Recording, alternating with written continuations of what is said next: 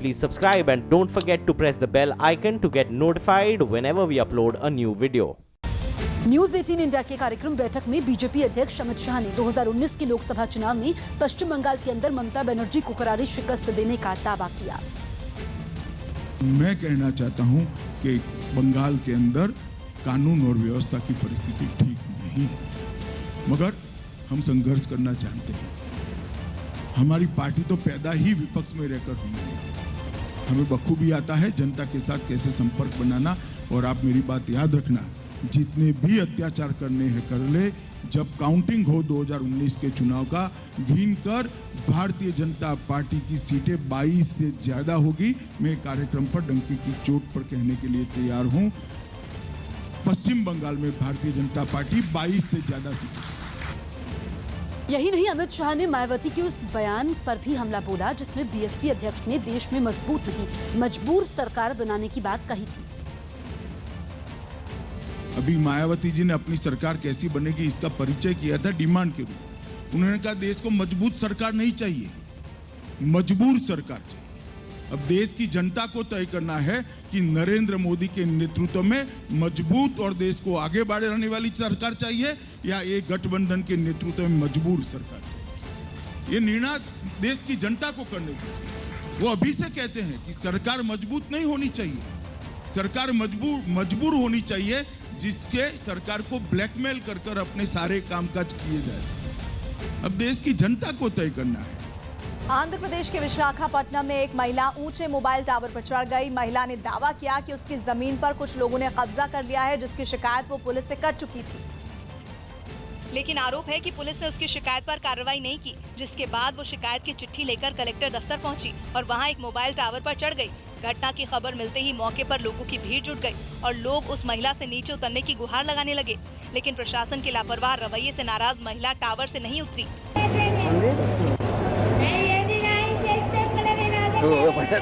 कुछ ही देर में दमकल कर्मी भी मौके पर पहुंचे और महिला को टावर से उतारने की कोशिश करने लगे। इस बीच महिला ने अपनी शिकायती चिट्ठी नीचे फेंकी, जिसे पढ़ने के बाद महिला की शिकायत पर कार्रवाई का भरोसा दिया गया। फिर कुछ देर की मशक्कत के बाद दमकल कर्मियों ने महिला को सुरक्षित नीचे उतार दिया।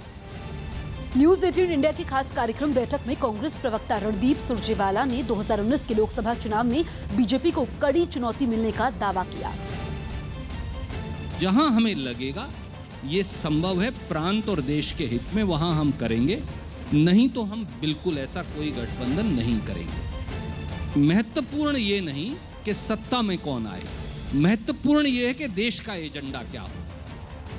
न्यूज 18 इंडिया के कार्यक्रम बैठक में रणदीप सुरजेवाला के साथ ही मंच पर मौजूद केंद्रीय मंत्री और बीजेपी नेता मुख्तार अब्बास नकवी ने उनके दावों को खारिज करने में देर नहीं लगाई और वो महागठबंधन के दावे पर चुटकी लेने से भी नहीं चूके।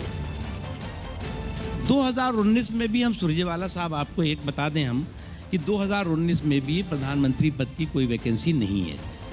और ये भी आप जान लीजिए कि प्रधानमंत्री पद के कई 1 दर्जन से ज़्यादा उम्मीदवार हो सकते हैं, 2 दर्जन से ज़्यादा उम्मीदवार हो सकते हैं, क्योंकि बैंड बाजा बारात तो खड़ा हुआ है, दूल्हा भी गायब है। लेकिन कोई बात नहीं, मुझे लगता है कि एक देश में ऐसा भी इतिहास बनेगा कि पूर्व प्रधानमंत्री उम्मीदवार, और वो 2 दर्जन होंगे, हर गली गली कूचे कूचे दिखाई पड़ेंगे। महागठबंधन को लेकर यूपी के पूर्व सीएम अखिलेश यादव ने कहा कि चुनाव के बाद ही पीएम के नाम पर फैसला होगा। संख्या आएगी, बहुत सारे गठबंधन की बात हो रही है, कई दल गठबंधन कर चुके हैं, आपस में बातचीत चल रही है, तो उसके बाद तय होगा कि देश को कौन सा नया प्रधानमंत्री मिलेगा। वहीं दिल्ली के डिप्टी सीएम और आम आदमी पार्टी के नेता मनीष सिसोदिया ने कहा कि महागठबंधन अभी सिर्फ मीडिया में ही दिखाई दे रहा है और इसकी जमीनी हकीकत नहीं दिख रही। अभी ये महागठबंधन है या राज्यों के गठबंधन है, मुझे नहीं, ये सब वर्ड्स हैं जो मीडिया से कॉइन होकर जनता के बीच में आ रहे हैं। अच्छे शब्द हैं, ये अच्छे कैसे ट्रांसमिट होके, कैसे ट्रांसलेट होके एक्शन में आएंगे, अभी देखते हैं।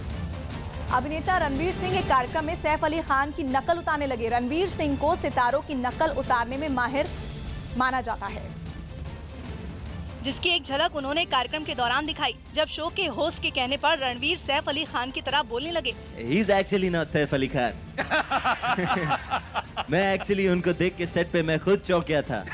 इससे पहले भी रणवीर सिंह कई कलाकारों की नकल उतारकर अपनी मिमिक्री का लोहा मनवा चुके हैं। एक कार्यक्रम में उन्होंने फिल्म डायरेक्टर रोहित शेट्टी की नकल उतारते हुए उनके डायरेक्शन स्टाइल के बारे में बताया। वहाँ से तू उड़ के आएगा, उसको तू उड़ के मारेगा और फिर वो उड़ के जाएगा। रणवीर में मिमिक्री का टैलेंट इस कदर भरा हुआ है कि इसकी एक झलक वो अमरीश पुरी की आवाज में गाना गाकर दिखा चुके हैं। लंदन देखा, पेरिस देखा और देखा जापान। रणवीर की एक्टिंग का जादू सलमान खान पर चढ़ा दिखाई देता है। बिग बॉस में गेस्ट के तौर पर पहुंचे रणवीर ने सलमान के कहने पर एक पार्टिसिपेंट की हूबहू नकल उतार दी थी। नहीं, मैं आपसे बात नहीं कर रहा हूँ। नहीं, मैं आपसे बात नहीं कर रहा हूँ। नहीं, मैं आपसे बात नहीं कर रहा हूँ। चलो जाओ। सोशल मीडिया पर रणवीर की मिमिक्री को जमकर पसंद किया जाता है। रणवीर भी कई बार कह चुके हैं कि वो खुद को एक एक्टर से ज्यादा एंटरटेनर मानते हैं। मल्टीप्लेक्सों में खाना ले जाने पर महाराष्ट्र सरकार ने अपने ही फैसले से यू टर्न लिया।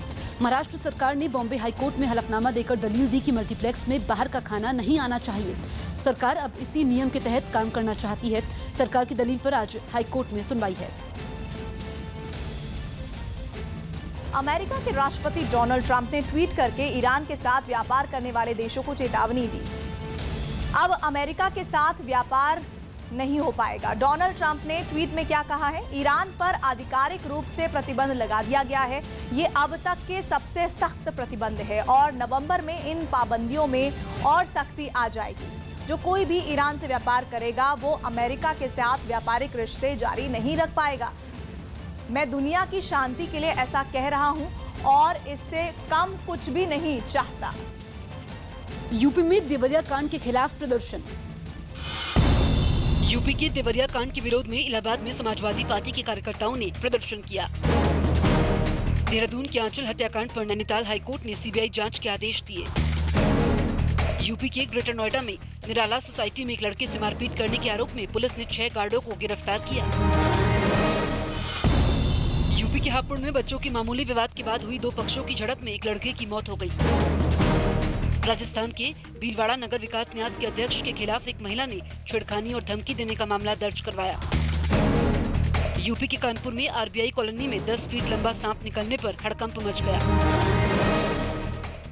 दिल्ली के इंदिरा गांधी अंतर्राष्ट्रीय हवाई अड्डे की सुरक्षा के लिए जल्द ही कुछ बुलेट प्रूफ गाड़ियां खरीदी जाएंगी। हिंदुस्तान टाइम्स में छपी एक रिपोर्ट के मुताबिक आतंकी घटनाओं से निपटने के लिए जल्द ही खास तरह की बुलेट प्रूफ गाड़ियां खरीदी जाएंगी और ये गाड़ियां एयरपोर्ट की सुरक्षा में तैनात सीआईएसएफ को दी जाएंगी। गाड़ियां केवल बुलेट प्रूफ ही नहीं होंगी बल्कि दावा किया जा रहा है कि बम धमाका होने पर भी गाड़ी का कोई नुकसान नहीं होगा। गाड़ी को हर गाड़ी के ऊपर एक एलएमजी यानी लाइट मशीन गन लगी होगी जिसका इस्तेमाल हमले के वक्त दुश्मन पर गोलियां बरसाने के लिए किया जा सकेगा। ऐसी हर गाड़ी की कीमत करीब 25 लाख से 40 लाख रुपए के बीच होने का अनुमान है। ऐसी कितनी गाड़ियां खरीदी जाएंगी अभी ये साफ नहीं है, लेकिन इन गाड़ियों को दिन रात एयरपोर्ट और उसके आसपास के हिस्से में तैनात रखा जाएगा। दिल्ली के आईजीआई एयरपोर्ट को देश का सबसे संवेदनशील एयरपोर्ट माना जाता है। सुरक्षा एजेंसियों ने कई बार एयरपोर्ट पर आतंकी हमले का अलर्ट दिया है। जम्मू कश्मीर के गुरेज में शहीद हुए ऋषिकेश के हमीर सिंह के यहाँ गमगीन माहौल है। शहादत की खबर मिलने पर उत्तराखंड विधानसभा के अध्यक्ष प्रेमचंद्र अग्रवाल और बीजेपी प्रदेश अध्यक्ष अजय भट्ट भी शहीद के घर पहुंचे। आतंकियों से लोहा लेते वक्त हमीर सिंह बांदीपुरा के गुरेज सेक्टर में शहीद हो गए। हमीर सिंह 36 राइफल्स में तैनात थे।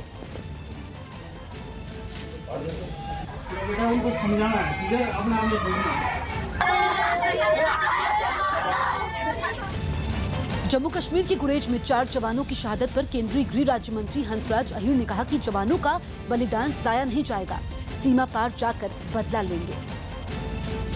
जिस तरीके से पिछले साल जवाब दिया गया था पाकिस्तान के हद में जाकर भी, और इसलिए आज हमारे 4 जवान शहीद होने की बात आपने कही है, ये इनका बलिदान व्यर्थ नहीं जाएगा, इसका हिसाब चुकता हो जाएगा। चेन्नई में पूर्व मुख्यमंत्री एम करुणानिधि के निधन के बाद सियासी गलियारों में मातम पसर गया। बीजेपी और कांग्रेस समेत दूसरे सियासी दलों ने करुणानिधि के निधन पर शोक व्यक्त किया। साथ ही उन्हें श्रद्धांजलि भी दी। पीएम मोदी ने करुणानिधि के निधन पर दुख जाहिर करते हुए ट्वीट किया कि करुणानिधि के निधन से दुखी हूँ। वो देश के वरिष्ठतम नेताओं में एक थे। दुख की इस घड़ी में मेरे विचार उनके परिवार और अनगिनत समर्थकों के साथ हैं। भारत और विशेष रूप से तमिलनाडु उन्हें बहुत याद करेगा। उनकी आत्मा को शांति मिले। कांग्रेस ने तमिलनाडु के विकास में एम करुणानिधि के योगदान को याद करते हुए उनके निधन पर शोक व्यक्त किया। पूरे देश को अपूरणीय क्षति हुई है, इसको कोई पूरा नहीं किया जा सकता। बीजेपी के बड़े नेताओं ने भी करुणानिधि की मौत पर दुख जाहिर किया। और उनके परिवार के लोगों और समर्थकों के साथ संवेदनाएं जताईं। न्यूज 18 के खास कार्यक्रम बैठक में कमल हासन ने भी करुणानिधि के निधन पर शोक व्यक्त किया और उनके सियासी सफर से जुड़े कभी न भूलने वाले पलों को याद किया। Before I knew Karunanidhi Sahab as a politician, I knew him as a writer. He has done the bit for Tamilians. पूर्व पीएम एचडी देवगौड़ा ने भी करुणानिधि के निधन पर शोक व्यक्त किया। The role of Karunanidhi is not only limited to Tamil Nadu. He is one of the tallest leaders in the country. Not only the country, outside the country, so many admirers. Karunanidhi के निधन पर तमिलनाडु सरकार ने पूरे राज्य में 7 दिन तक शोक मनाने की घोषणा की। चीन के एक सैनिक अड्डे पर कुछ वैज्ञानिक बड़े रॉकेट को छोड़ने वाले एक लॉन्चर को तैयार करने लगे। इस लॉन्चर से चीन ने मिसाइल रोकने वाले एंटी मिसाइल डिफेंस सिस्टम को भी भेद देने वाले आधुनिक विमान स्टारी स्काई 2 का परीक्षण किया, जिसके लिए क्रेन की मदद से लंबे बक्से जैसे लॉन्चर को तैयार किया गया। इसके बाद कुछ वैज्ञानिक एक रॉकेट की जांच करने लगे। जांच के बाद उसे लॉन्चर में डाल दिया गया। उस रॉकेट में स्टारी स्काई 2 नाम का विमान था, जो हाइपरसोनिक विमान है, यानी आवाज से कई गुना तेज उड़ने वाला विमान। उसके लॉन्च की पूरी तैयारी हो जाने के बाद लॉन्चर को परीक्षण के लिए खड़ा कर दिया गया। थोड़ी देर बाद लॉन्चर से आग और धुआं छोड़ता हुआ रॉकेट आसमान की तरफ उड़ गया। चीन ने अपने हाइपरसोनिक एयरक्राफ्ट का परीक्षण पूरी तरह से सफल रहने का दावा भी किया। चीन की सेना के पास जल्द ही हाइपरसोनिक विमान भी आ सकता है। CAAA यानी China academy of aerospace and aerodynamics ने एक हाइपरसोनिक विमान की सफल टेस्टिंग का दावा किया है, जिसके मुताबिक स्टारी स्काई 2 नाम के एक विमान का परीक्षण शुक्रवार को किया गया है। इसे रॉकेट के जरिए लॉन्च किया गया है और 10 मिनट बाद हवा में छोड़ दिया गया। ये विमान टेस्ट के दौरान करीब 30 किलोमीटर ऊंचाई तक पहुंचा। दावा किया जा रहा है कि ये विमान शॉक वेव यानी झटकों से पैदा होने वाली तरंगों पर चलता है, इसलिए इसे वेव राइडर भी कहा जा रहा है। सबसे खास बात यह है कि चीन की एजेंसी के दावे के मुताबिक ये विमान दुनिया के किसी भी एंटी मिसाइल डिफेंस सिस्टम को भेदने में सक्षम है। स्टारी स्काई 2 को किसी भी रॉकेट से उड़ाया जा सकता है और ये न्यूक्लियर हथियार भी अपने साथ ले जा सकता है। लेकिन इस विमान को चीन की सेना के सुपुर्द किए जाने से पहले अभी कई टेस्ट किए जाने बाकी है। न्यूज 18 इंडिया के कार्यक्रम बैठक में बीजेपी नेता सुब्रमण्यम स्वामी ने साल के आखिर तक राम मंदिर पर सुप्रीम कोर्ट का फैसला आने की उम्मीद जताई। 2019 के चुनाव राम टेम्पल बनाने की प्रक्रिया शुरू हो गई, इस पर लड़ी जाएगी। मैं ये उम्मीद करता हूँ या अपेक्षा करता हूँ कि इस साल के अंत तक सुप्रीम कोर्ट का फैसला आ जाएगा। जबकि AIMIM नेता असदुद्दीन ओवैसी ने सुब्रमण्यम स्वामी के दावे को हवाई करार दिया।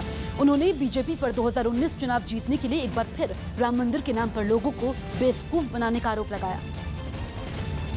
बीजेपी के लिए बहुत आसान है हिंदू मुस्लिम कर दो, बीजेपी के लिए बहुत आसान है कि गाय को इशू बना दो, जो सिपाही हमारे मारे जा रहे हैं उसको इशू मत बनाओ। बीजेपी पूरी कोशिश करेगी कि ये बताया जाए कि किस तरह से हमने हलाला, ट्रिपल तलाक, ये सब ध्यान भटाओ चीज़ें हैं, पर बीजेपी यही नहीं बताएगी कि हमारे जो डिफेंस का बजट है